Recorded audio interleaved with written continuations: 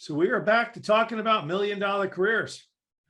I'm here with my buddy, as always, Rob Houghton. Rob's up in Virginia. Happy Monday, Rob. It is the 9th of May. How's your year going so far?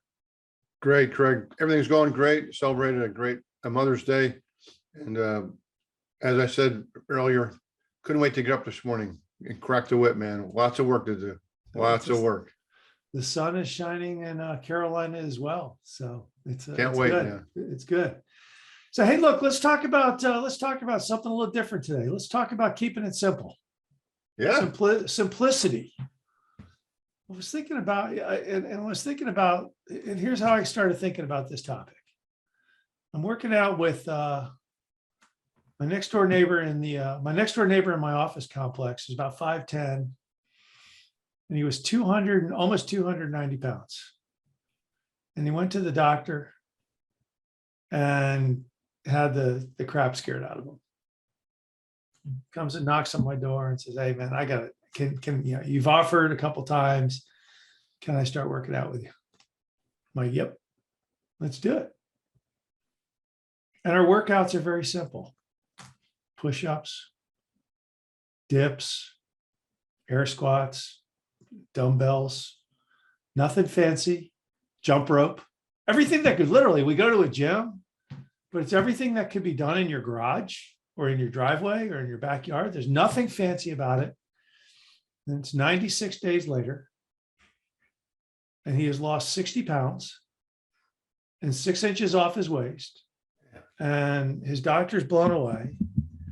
And it's like simplicity, simple diet, simple workout. I thought about, careers. We started talking, you and I were talking about Warren Buffett not too long ago.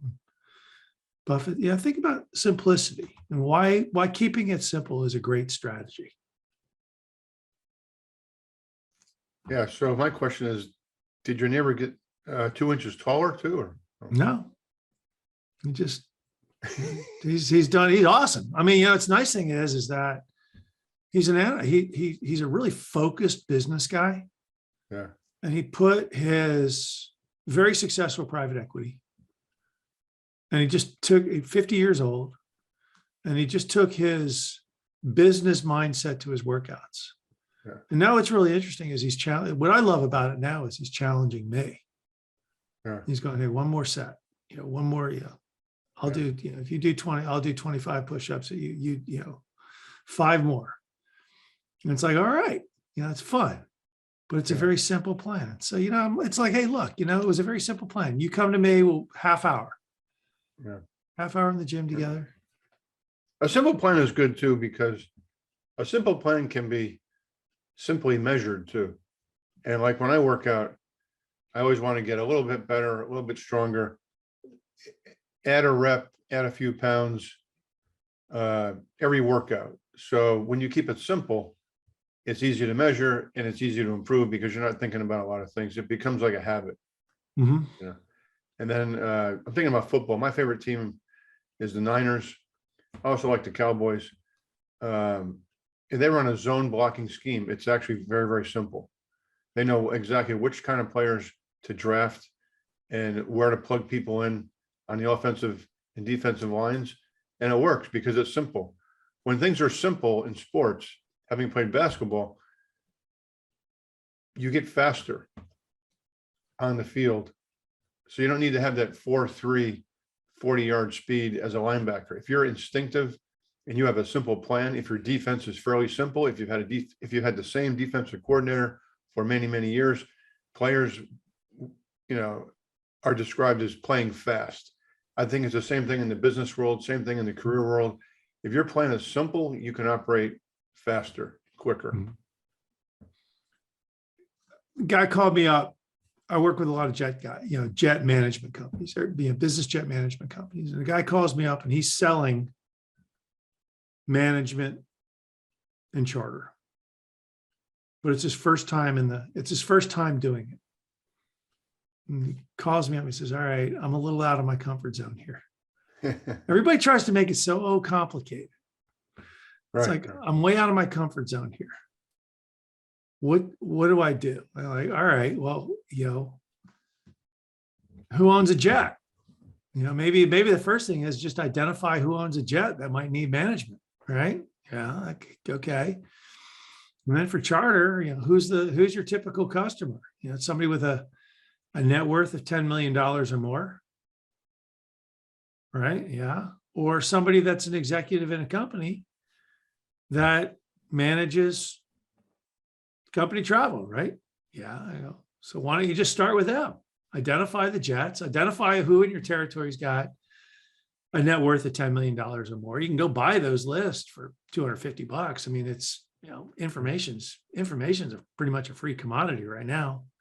Yeah. And then you go target all the companies in your territory to find out who handles their travel. Yeah. Three-pronged strategy. It's very simple. It's very simple. Then the guy's like, oh, wow, I never thought about it that way. Yeah. He went and did it, and he calls me up and he goes, man, that was a great strategy. I'm killing it. I'm like, yeah, okay. Don't make it too complicated, right? I think sales is a great example of that. A lot of my insurance clients have trouble with their salespeople. Hey, Rob, how can I get my sales force to drive more business? These guys are like sitting on their books of business, existing accounts, doing a lot of soft selling. How can I really drive new revenues? And I talk to their sales guys, and I just say, it's really simple, man. How many phone calls are you going to make in a day? Out of those phone calls, how many conversations are you going to have? Out of those conversations, how many get converted to actual meetings, presentations? And what's your closing ratio? Is it 2-to-1, 3-to-1, 5-to-1? Once you know those numbers, it's really, really simple. It's motivational. Really, really simple. Once you know your ratios, it's simple, man. It's motivational. You think about it and you go, if I make 10 phone calls, I convert one customer, I make $1,000 in commissions, round numbers, whatever. Yeah. Or, and you're going, all right, well, that's it's $100 a phone call. Yeah. It's I make 100 for every phone call I make $100. It's like, there you go. Right. When I had a big office in Fairfax, when I was doing a lot of private equity with, Patriot Partners and Goldman Sachs and all these guys, this is probably about 15 years ago. I had 7 recruiters in my office in Fairfax, Virginia. And it didn't take us that long to figure out if everyone posted in the office, if all my recruiters posted and we had a phone tracking system, how many phone calls people were making, how many meetings they were having, how many interviews they had, and how many we converted to placements. It took us about maybe 6 months to come up with all those numbers. But once we had those ratios, we would put the ratio on a board in the coffee room. And every day my assistant would post all the numbers. She'd post them there for everybody to see. It was amazing because the following January, all people had to do was to commit to make X number of phone calls in a day. That's right. And if I remember this one recruiter, Kathy, she said, I'm going to make 50 phone calls every day. And we did the ratios. And it was like she was going to make, I remember it was $285,000. We figured out she was going to make. That year she made like 292. Mm-hmm. It's like they're all within like 10%. You knew exactly how much you were going to make. And the reason is because it was simple. You got out of your car in the morning, you walked up to the office, and in your head, I just got to make 50 phone calls. That's it. Yeah. Simple. I mean, it's Warren, it's Warren Buffett. I love Warren Buffett. You think about Warren Buffett. His strategy is simple. I sit on a pile of cash and I wait until I see an undervalued company and I'll go pick it up. But if I buy a company that I feel is 20% undervalued, I know what my rate of return is going to be and I'll sit on it. And I know what my rate of return is going to be. Everybody's always criticizing them. I love it. Everybody's always criticizing them. Well, you weren't in the NASDAQ, when it was running hot. He's like, it's not my cup of tea. But, in the long run, the NASDAQ was like a sugar high. It was a meteoric high. And now it's, falling off those highs. So if you were buying at the highs, you're hurting bad right now. And he's like, hey, look, I'm just trudging along. It's a simple, that's why I don't invest in Bitcoin. I don't understand Bitcoin. I mean, I'll probably get a lot of criticism here. Everybody's going to say, oh, Bitcoin's easy. And I'm like, I don't know what the hell Bitcoin is. I don't know who makes it. I don't know who sells it. I don't know who I'm buying it from. All I know is its value is only worth what the next guy is willing to pay for it. I can't manage. That's not a metric I can manage. Yeah. Way too complex for me. So I'm like, yeah, you and I were talking about Verizon a few minutes ago. I'm like, I like Verizon. It's as cheap as it's been in, 3 years. All right, I'll go buy Verizon. Very simple. I can, yeah. But you It's a think phone about that company. Yeah. but you think about that with careers. People try to make their careers, they try to make business way too complicated. I was talking to a CEO and he's all mad because his marketing people aren't giving his salespeople leads. I'm like, all right, well, I don't know where my money's going. Well, okay, there's a problem. So why don't you just sit there and have a meeting and go, all right, here's the people we need to target. Yeah. Here's what I need to do. It's not that it's not that freaking hard. Well, I'll give you a military application. So in the intelligence business or the military or law enforcement, those three mission sets, when you exploit a target, whether it's a bomb site or it's an office where there's a bad guy hanging out and you want to collect either evidence or intelligence, okay?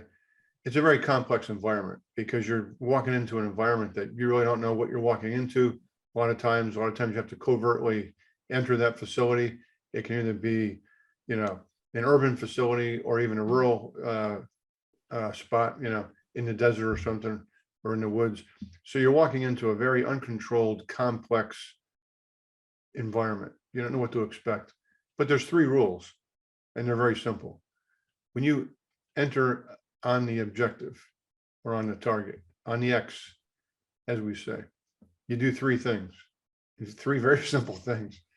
Stop, look, and listen. That's it, man. I don't care if you're walking into Zarqawi's bombed out building, or you're walking into a guy that's suspected of being a drug dealer, or you're walking into a suspected double agent, whatever it is. You do those 3 things. You enter the room, you stop, right? You look 360 degrees and you listen. Mm-hmm. That's it, man. The rest are just details, like doing a sketch, collecting DNA, collecting fingerprints. Right. But Yeah. it's the same thing and everybody does the same thing. The Israelis do the same thing. The Germans, the French, the Brits, the Australians, the Americans. It's to stop, look, and listen. That's it, man. We tell people when we train them, don't make it more complicated than it is. You're doing 3 things, man. Stop, look, and listen. Stop, look, and listen. It's not that complicated. I love what Mike Tyson. Mike Tyson said it so eloquently. Everybody has a plan until they get punched in the mouth. Exactly right. Like that guy in the airplane found out, right? So if you've got a really complicated plan and you get punched in the mouth, well, you really understand. But this is the career thing too. And the career thing is, hey, look, at the end of the day, what do you need to be doing to grow your career? You need to be learning. You need to be learning about as much about if you're a salesperson, you need to be learning as much about your customers, much about your potential customers as you possibly can. You need to be smiling and dialing, picking up the phone and doing everything you need to be doing. It's not a complex thing. What do I need to be doing to be able to touch my customers and get my smiling face in front of them? And how do I show value? How do I put myself in their shoes so that it's not me just calling them, it's me providing value? It's it. Who's your customer? How do I touch them? How do I show value? It's 3 things a salesperson needs to do. An ops person, what do I need to be doing? What do I need to do? I need to look at the line. I need to, figure out where waste is happening or what can be improved. It's not a complicated adventure, but everybody wants to make it. They want all these algorithms and they need all this stuff. You're like, whoa, slow down. Yeah. I did a podcast. You and I actually did $1 million career segment on 3 ways to manage your boss. You remember? Yep. I mean, three things, very, very simple. You got to communicate with your boss. You just got to go down and have a conversation with them. You Mhm. got to be listening to people. Like, what do they want me to do? In other words, talk about keeping it simple. Why would you want to be working on, things like systems and marketing and business process if the pain point in your company per your boss is we got to generate top line revenues while you focus on sales, man. Yeah. So this is one of those topics where I think you and I are pretty much in direct alignment. Right. Keep it simple, man. Keep it simple. I mean, people are out there. I got to go get. I want to lose weight. I got to go spend $4,000 on a Peloton, and I'm like, why? Oh, because I need the Peloton. I'm like, no, you just need to go out to your garage, do push-ups, air squats, and a jump rope. Do that for 30 minutes. You'll lose more weight than the Peloton will, and you'll save a lot of money. And it's not that complicated. But Hey, that's we're talking about health and fitness. My rules are so simple. I can tell them all to you right now without even looking. Okay. Number one, and I don't want to be judgmental, but I'm just giving you my take on simplicity of living a healthy life. Okay. No tobacco. Yeah. No caffeine. Ooh. Low sugar. Yeah. 8 hours of sleep. Low stress. Uh-huh. That's it, man. And exercise 3 to 4 times a week for about 30 minutes. You exercise on strength, aerobics, and flexibility. My rules are. If you can do those things, man, Yep. you can have a healthy life. My rules are a little different. Caffeine. I'm a coffee freak. No tobacco. I'm in there. Just smoking, chewing tobacco. Most disgusting habits in the world. Exercise. No bread. Yeah. Right. I'm totally. I'm totally. We don't have any. No bread. Bread is. That's it. So it's. Exercise every day. Decent diet. No bread. No tobacco. That's it, man. That's it. It's not a complex theory, and I don't need a Peloton. I do have one suggestion for you though, on the workout area. What's that? And you should know this, man, from being in the Navy. You got to be doing pull-ups, brother. I do pull-ups all the time. I love pull-ups. That's one exercise people run away from, and people hate doing pull-ups, but you got to do pull-ups, man. Gotta do pull-ups. But it's simple stuff. Simple. But Pull-up is simple, man. You can do a pull-up on a tree outside in your backyard. But it's like anything, it's like Ross Perot, it's like what's his name? Zuckerberg at Facebook. He wears black. Everything he wears, he always wears the same action. Always wears the same thing. And this is what I'm trying to tell people with their careers. Very good. What I'm trying to tell people with their careers is, hey, look, go back to the basics. Zuckerberg wears the same damn thing because he doesn't want to think about what to wear every day. Yes, exactly. He's not online. He's not online. He's not looking at clothes. He's just saying, look, all right, it's a black t-shirt, jeans, tennis shoes. I'm good. Cool. It's, just get. I'll tell you a story about that, man. So I was over in Abu Dhabi, and a bunch of these guys I was working with are in the same hotel I am, right? I go to this guy's room, and he's got like one of those portable racks that you hang clothes on, Yeah. You can see them in a department store. The closets are really small. Believe it or not, this guy would have the next 5 days of what he was going to wear already on a hanger. Mm-hmm. And I said, what do you have all these clothes hanging on the hanger for? And he goes, because I don't have to think about what I'm going to wear. Mm-hmm. I just grabbed the next thing. So he's always 5 days ahead of the game. And he would just put his clothes on a hanger, what he's going to wear. And I thought about it. That's a great idea, because I usually spend like 5 minutes, like looking for the right socks, looking for the right shirt, the pants. What am I going to wear? What did I wear yesterday? What's clean? What's not clean? It takes all that out of it. A gray pinstripe for guys, a gray pinstripe suit, white shirt, tie. White to the face. Shoes. If you wear a gray pinstripe suit, a white shirt, tie, and decent shoes that are shined every day for your career, you'll never lack for anything. I mean, people, it's not like people looking at you going, hey, wait a minute. I remember, It's a great look. I mean, that's, like, hey, look at IBM and EDS and that's the whole thing. But once again, it's simple. I was, back when I was a kid, my dad used to take me to New York City a lot because, I grew up in Albany. And we're down at the old Palladium, which was a epic, iconic nightclub down in New York. And my old man took me, he just wanted me to see Frank Sinatra one time. So we're at the Palladium. We're at a table with the white tablecloth and there's a band playing. Frank Sinatra comes out and he's singing. We're like 3 tables away. He's making eye contact with Frank Sinatra. And I'm like an 8-year-old kid. And my dad wasn't a rich guy, but he really appreciated things like this. And I can still remember him telling me across the dinner table, he said, son, and Frank Sinatra, he glistened in the sun. He always had a fresh tan, the whole thing. And my old man said, son, just remember these 4 things. He goes, I know you're looking at Sinatra. 1, he goes, here's the 4 things you got to do. Keep it simple. 1, always show white to the face.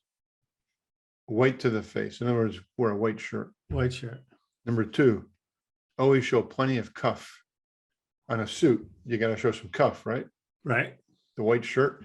Number 3, always have a fresh burn, which men always have a little bit of a suntan. Mm-hmm. And 4, the most flattering thing a man can wear is a turtleneck. He told me.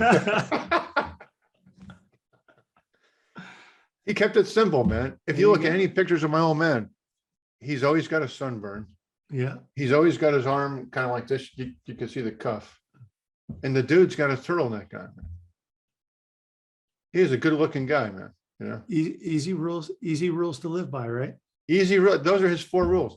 Yeah. My old man worked in a grocery store, He had a real simple job, But he had those 4, and we would go to a restaurant and he would look at people and he'd say, look at that guy. What the hell is he thinking of dressing like that?